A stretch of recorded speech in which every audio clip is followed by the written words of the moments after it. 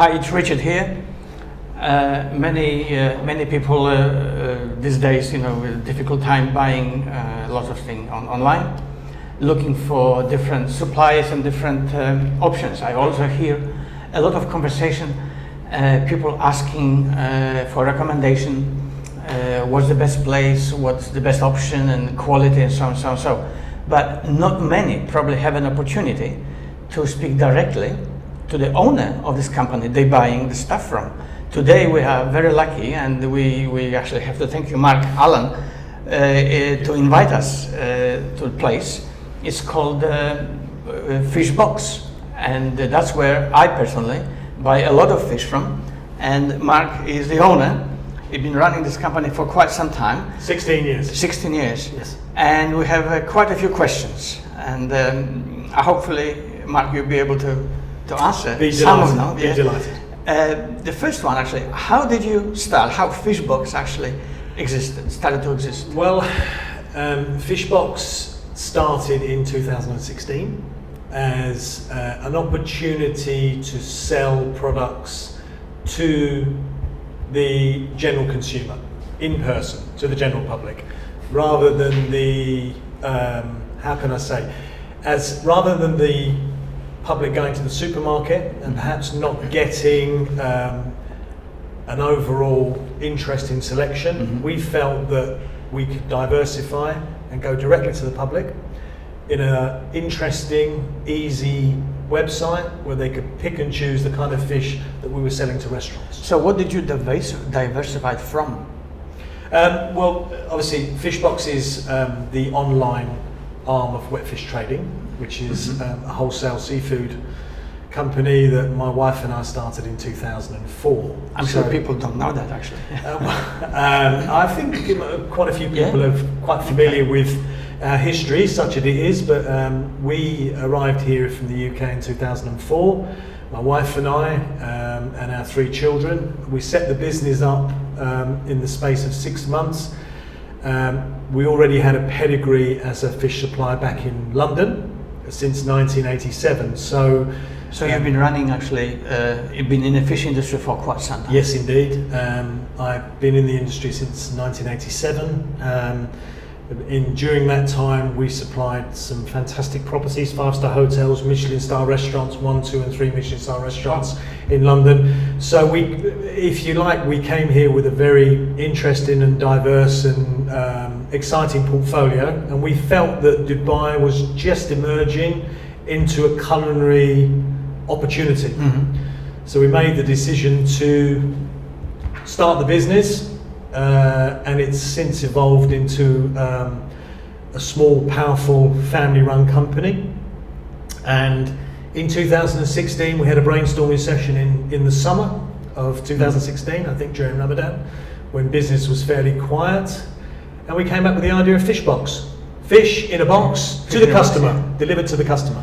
And I heard a story that you spent a lot of time and effort designing the website, apparently. Well, I mean, I'd like to take the credit for it, but I'm afraid it's down to the artistic skills of my middle daughter, Chloe. Mm-hmm. She's the artistic one in the family. We gave her the ideas on how to do things, the photographs, and she put it together. And it's really her kind of stardust on it that's really, produced it, and it's a functional, interesting, informative website. Has it evolved a lot since the initial? The bigger evolution came obviously during the lockdown period. That's when we really started to put a lot of effort and energy in, because people were struggling to go out, people were struggling to go to supermarkets, restaurants were effectively offline. And people still wanted and deserved nice fish, and we had that. Could you tell us what do you call the perfect fish? And actually, I love salmon myself. Right. And I would really like to know what is perfect fish, and especially how to recognize that is a good salmon, that is not such a good salmon. I think obviously when you're buying whole fish. If I send you to the market to buy a whole fish for me, you're going to be my fish buyer for the day. You've got to go to the market and you've got to buy fish for me. You're looking for a certain fish. You're looking for fish that's just come out of the sea, Right. with shiny, eyes bright, gills red, firm to the touch. And you're going to buy that in big quantities for me. You're not going to buy fish that's been there. Fish deteriorates out of water very quickly, very, very quickly. So when you buy fish, it's like the clock is ticking. Now, obviously, for Fish Box, we do more. We take the whole fish and we prepare it for you. Okay, we give you the standalone finished portions.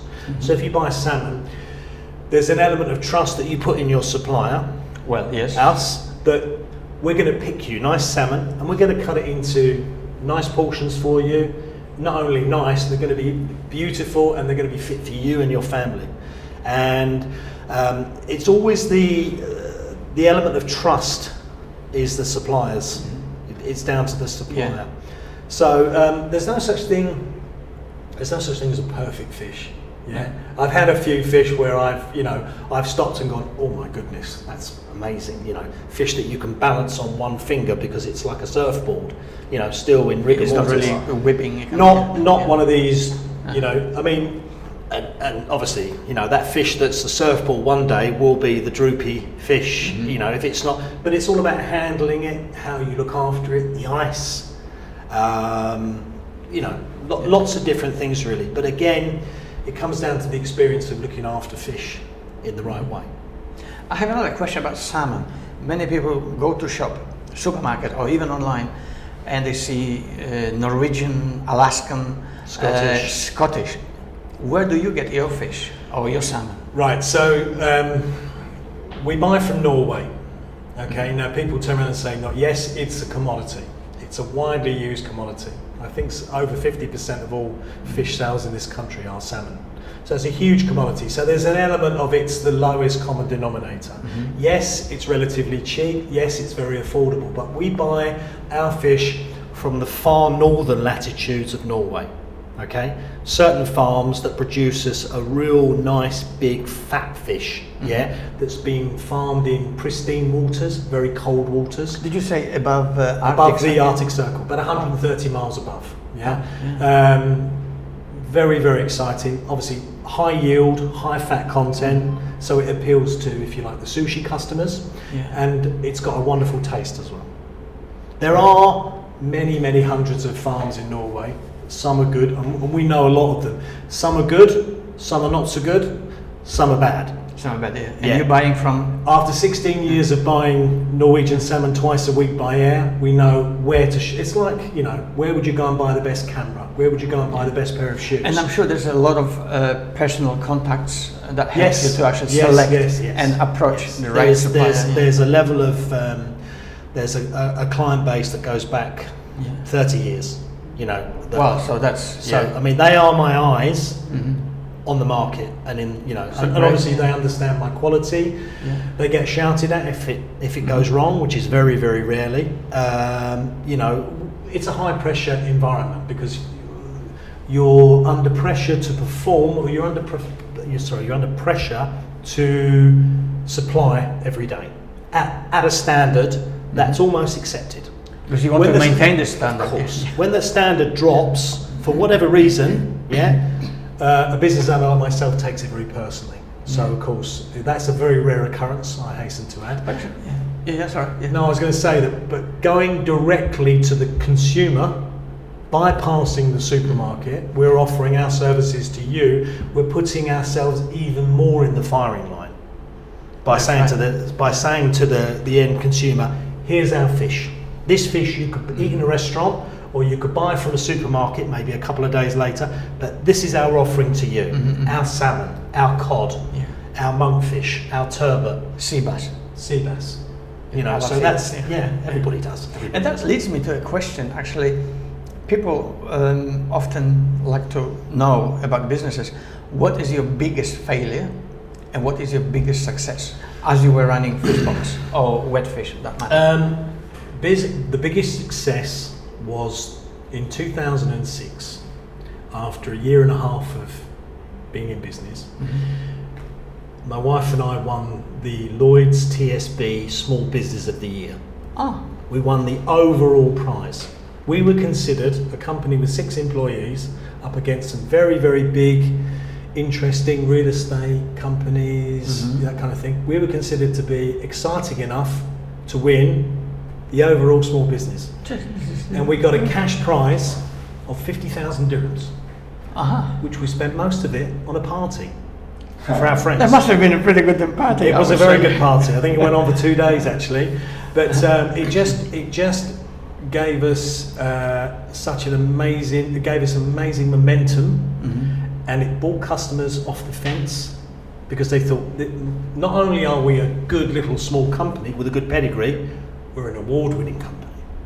That counts, yeah. And it was remarkable actually, and it's I've still got the video somewhere of the. Do you go award. back and rewatch it every now and then? It's just wonderful. I mean, so that was the biggest success, and obviously since then it's been very, very gratifying to build the business, take it forward, to go through the bumps in the road that we've had on a macroeconomic level,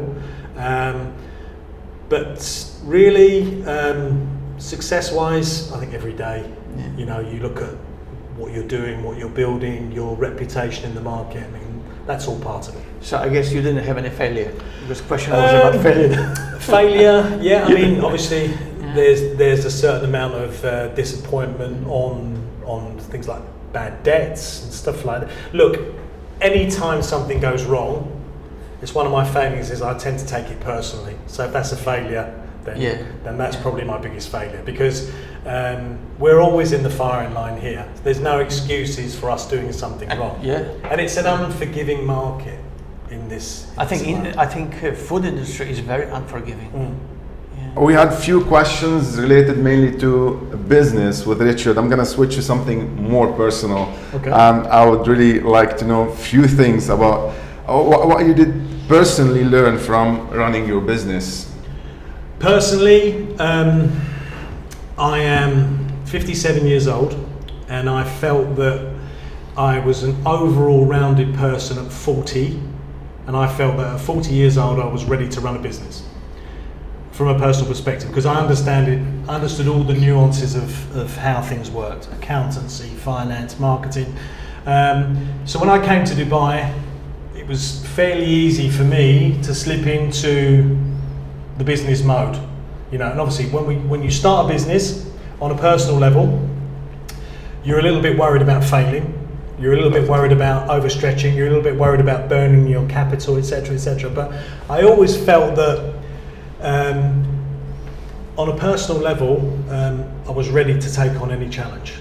And that's through the experience of having your own business, and obviously the experience of how can I say, coming here, starting afresh, being confident. Exactly. You had a lot of knowledge related to this industry in particular, and then you thought of extending and just sharing your knowledge and experience with people here. Yes, it was very important that we got off to a very fast start, and that we showed people that we had a pedigree, that we weren't coming from London with some ideas, we were coming from London with tangible supply chain, tangible. We built the factory. We were very lucky that we met some good people who helped us build the factory. In 6 months we were ready to go. So my wife and I Jackie and I worked feverishly to run the business, and it was fun. It was fun. There's nothing greater than starting from zero. You know, something that you like. Yeah, amazing. It was an amazing experience, and it probably was the most exciting thing that we've done. You know, that sounds like I'm being disrespectful to my wife, but it's not. But it was. They were heady, amazing days. They were heady, especially when my wife walked into, you know, Burj Al Arab and came away with an order. For me, that was like, my goodness, you know, that made me feel that I'd arrived and that we were being taken seriously. Was it the first Burj Al Arab order? Yeah. I remember the first time we got an order there, and we were asked to send some samples in, and we took them in, and I can remember my hand shaking as I was taking the fish out of the box, and I can remember the butcher cutting it and saying, "Yeah, this is okay." And then they cooked it, and we tasted it, and he said, "Yeah, good, okay." And at the end of the week, we received an LPO order, and we were like, "Wow." We did it. We did it. We did it. And to be fair, Every order that comes through now, is still quite thrilling, because it just keeps your feet on the ground to know that people trust you, and not just customers, not just hotels, but actually Fish Box customers. You know, Mr. or Mrs. so and so from the Springs or the Meadows or Business Bay. You know, they want fish for the weekend, or they want fish, or they've got a birthday party, or they want this, or they want recommendations. That's lovely. And I wanted to ask you also, was it something inherited from the family, or is it something that you started from scratch yourself? No, I didn't start. Why? No, I didn't start it from scratch. I came out of university in 1985. My brother in London had started a fish company. He turned around to me and said, basically, look, you've been to university, so that means you're clever, therefore you can help me start this business. And it just snowballed. It snowballed, and in 12 to 13 years, up to the year 2000, it was it was a roller coaster ride. But by the time we got to 2003, various things had taken place, and Dubai was on the radar. So that's when we came out, 2004. Sounds interesting, actually. I'm going to ask you also, if it wasn't Fish Box or wet fish, what else you would be doing now? Well, as a young man, Go fishing? No. As a young man, even by my own admission, I was a good footballer. I was a good footballer. Lovely. So you remind me of the old days. I had the opportunity to be a professional footballer. I didn't feel. How can I say? I was confident in my ability, but I wasn't confident that it would be the kind of living that would give me. I wasn't upper echelon. No, once I got into the fish industry, I loved the volatility. I loved the prices were not the same this day as this day. I loved the idea that you could go to a market and what was £5 a kilo one day was £10 a kilo the next day. I love that. I'm not going to be selling windows or carpets or that are basically fixed price, and you're asking somebody to pay the same money. So there's a certain amount of there's an element of persuasion and craft that goes into persuading people that you are buying a protein product that's fluctuating in price. So that hooked me, really, if you excuse the pun. No.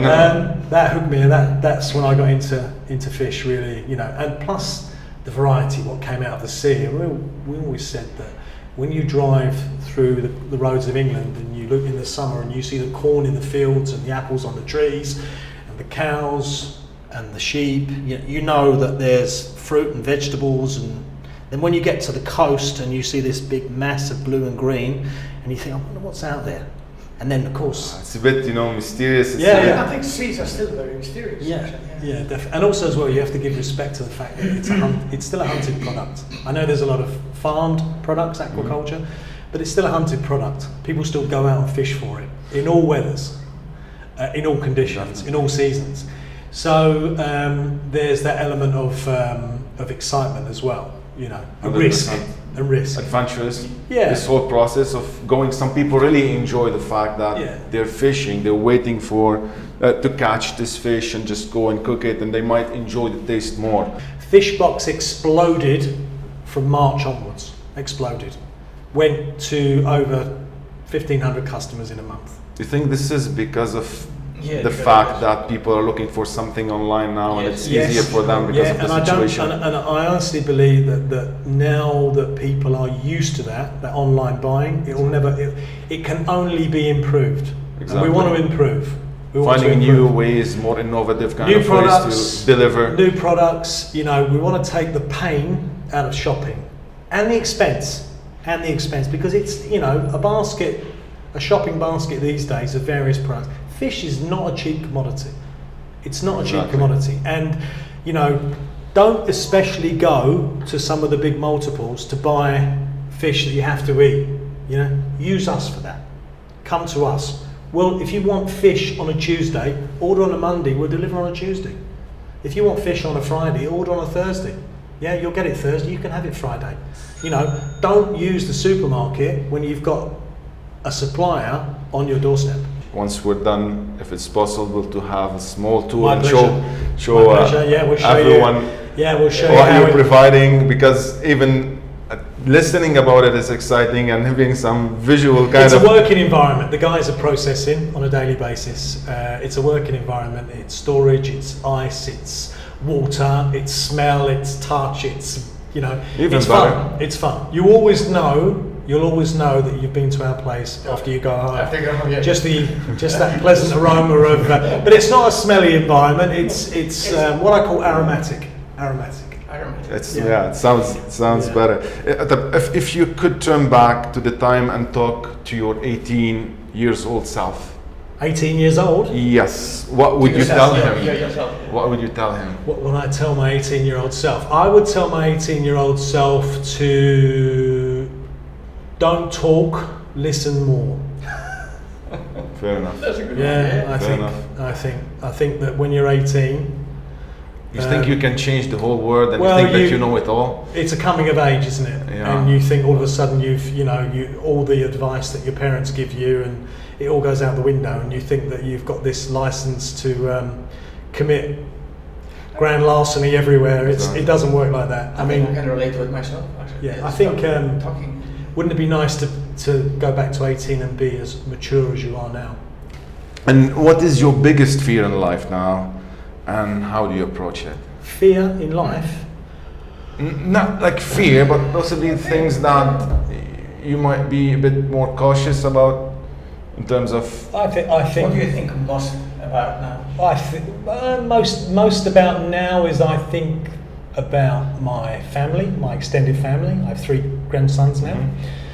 God bless them. 3 children, 3 grandsons. The idea was to come here and build the business and be part of society here. So now we're on the 3rd generation. I think that's an amazing achievement. That's an amazing achievement for everybody to have, stuck together as a family.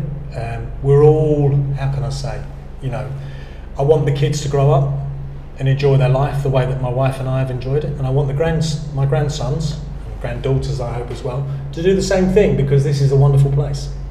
It's going through a roller coaster of different events and blips in the road, etc., but it's still a wonderful place. Exactly, I agree. I mean, this is the case everywhere in the world, but they're maintaining and they're doing a really good job. Yes. And we're blessed to be here. Yeah, we're very privileged. Actually, we're very privileged to live and work here. And I don't say that as an advert for the Dubai Tourist Board. I say that from an advert for someone who's come, risked, succeeded to a certain level, and wants to carry on living here, hopefully for the foreseeable future. After listening to this interesting story, I can say this is very Dubai. And thank you so much for your precious time. Thank you, Mark. Thank you. Mark, it will be Thank you, guys. amazing if we can move a bit inside and just check around, and really appreciate that you welcomed us today and you received us. Really enjoyed it was amazing talking to you and sharing all this information Thank you. with people outside. Thank you so much, You're Mark. welcome. Thank you. Thank you.